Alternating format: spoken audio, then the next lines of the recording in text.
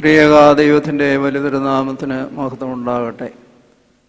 കർത്താവിനാൽ അനുഗ്രഹിക്കപ്പെട്ടവരെ, നമ്മുടെ കർത്താവിൻ്റെ കർഷാനുഭവം അനുഗ്രഹകരമായി പൂർത്തിയാക്കി ആ പുനരുദ്ധാനത്തിൻ്റെ സാക്ഷികളായി തീരുവാൻ തക്കവണ്ണം ദൈവം നമ്മെ വിളിച്ചിരിക്കുകയാണ്. ഇതെല്ലാ വർഷവും ഈ വിശ്വാസം നാം ഉറപ്പിക്കുമെങ്കിലും ബലഹീനരായ നമ്മുടെ ജീവിതത്തിൽ കൂടെ കൂടെ ഓർമ്മപ്പെടുത്തേണ്ടതായ ഒരു യാഥാർത്ഥ്യമാണ് യേശു ക്രിസ്തു ഉയർത്ത് ജീവിക്കുന്നു എന്നുള്ളത്. ഇന്ന് വായിച്ചു കേട്ട വേദഭാഗത്തിൽ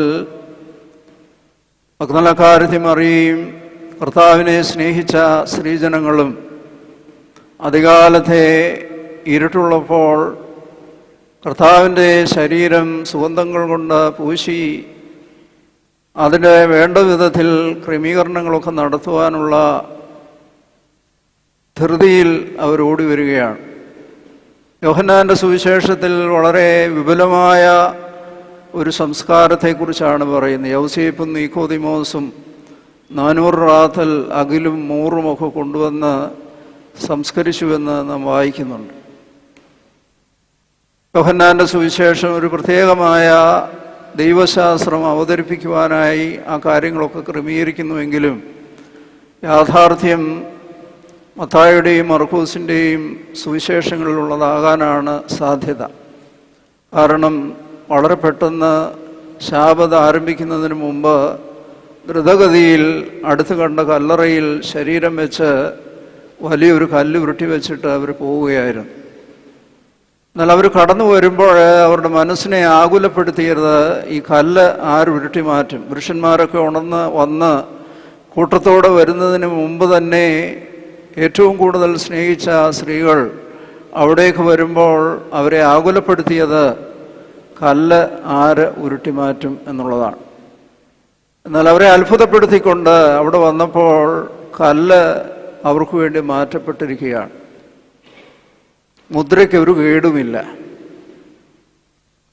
ഒഴിഞ്ഞ കല്ലറ അവർ കാണുന്നു.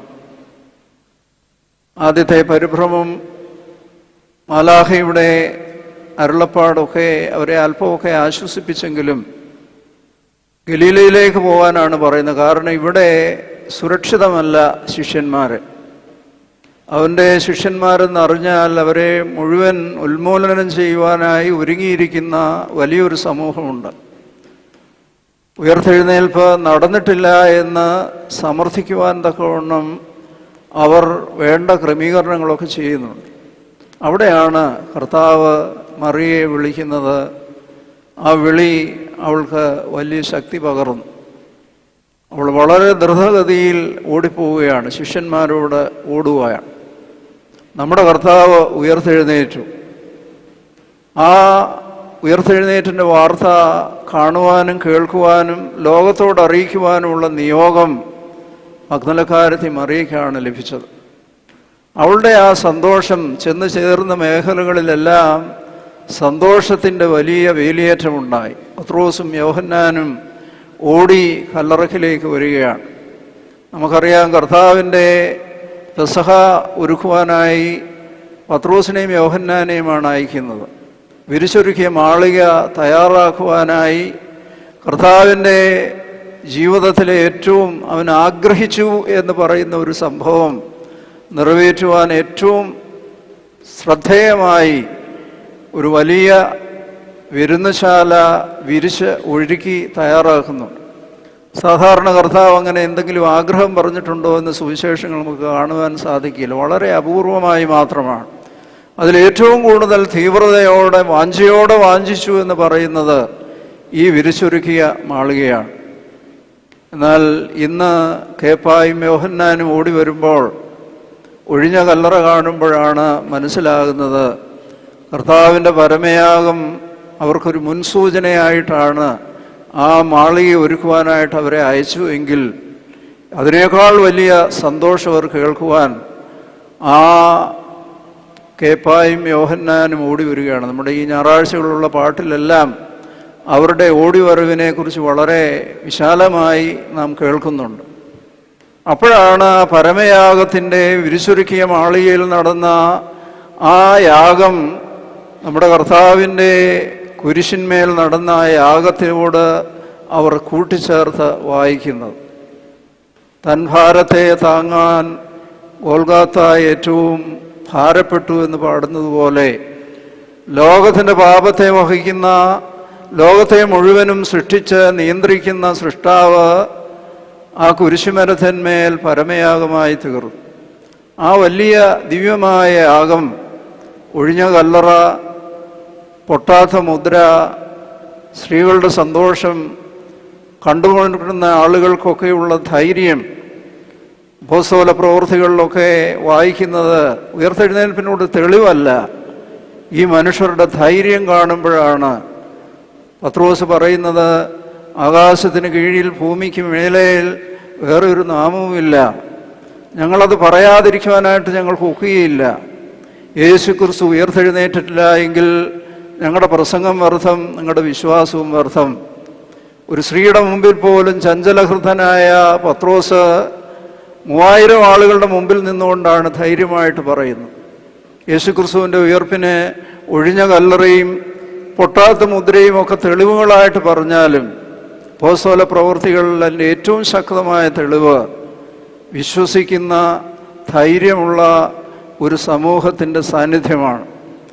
ആ തീ കെടുത്തുവാനായിട്ടാവുന്ന നിലയിൽ നടന്ന ആദ്യത്തെ 3 നൂറ്റാണ്ടിൽ വളരെ ശക്തമായി ശ്രമിച്ചെങ്കിലും ആ തീ അണഞ്ഞില്ലെന്ന് മാത്രമല്ല, അത് കൂടുതൽ ജാജ്വല്യമാനമായി പ്രകാശിക്കുന്നു. യേശു ക്രിസ്തു ഉയർത്തെഴുന്നേറ്റു. പ്രിയമുള്ളവരെ, നമ്മളും പലപ്പോഴും ഈ ദേവാലയത്തിലേക്ക് വന്നപ്പോൾ നമ്മെ അലട്ടുന്ന ഈ കല്ല് ആരുരുട്ടി മാറ്റുമെന്ന് പറഞ്ഞ് വിഷമത്തിൽ വരുന്ന ഒരുപാട് പേരുണ്ട്. ഒരുപക്ഷെ രോഗമാകാം, ഒരുപക്ഷെ കടമാകാം, ഒരുപക്ഷെ മറ്റ് പല പ്രയാസങ്ങളാകാം, പ്രതിസന്ധികളാകാം. അത് ആര് ഉരുട്ടി മാറ്റും എന്ന് പറഞ്ഞ് വ്യാകുലപ്പെടേണ്ട കാര്യമില്ല. ആ സന്ദർഭത്തിൽ ദൈവം നമുക്ക് വേണ്ടി ഉരുട്ടി മാറ്റും. അവൻ ഉയർത്തെഴുന്നേറ്റു എന്നുള്ളത് സത്യമാണ്. ഇംഗ്ലീഷ് ഭാഷയിലെ ഒരു പ്രസിദ്ധമായ ഒരു ചൊല്ലുണ്ട്, every thick clouds contain silver rays of hope. ഏറ്റവും കുറ്റിൽ കാർമേഘ നിർഭരമായിരിക്കുന്ന അന്തരീക്ഷത്തിൽ പോലും ദൈവം ചില വെള്ളി രേഖകൾ ഒളിപ്പിച്ചു വെക്കും. അത് വിശ്വാസമുള്ളവർക്കേ കണ്ടെത്താൻ ഒക്കെയുള്ളൂ. കണ്ടെത്തിയാൽ അവർ അതിൽ ധൈര്യപ്പെടും, അതിൽ ആശ്വാസം കണ്ടെത്തും. അതുകൊണ്ട് ഉയർത്തെഴുന്നേറ്റവനായ കർത്താവ് യേശു ക്രിസ്തു ഉയർത്തു, അവൻ ഇന്നും ജീവിക്കുന്നു എന്നുള്ളത് നമ്മുടെ ജീവിതത്തിൽ ശക്തി പകരേണ്ടതായ ഒരു കാര്യമാണ്. ദീർഘമായി സംസാരിക്കുവാനുള്ള സമയവും അവസരവുമില്ല.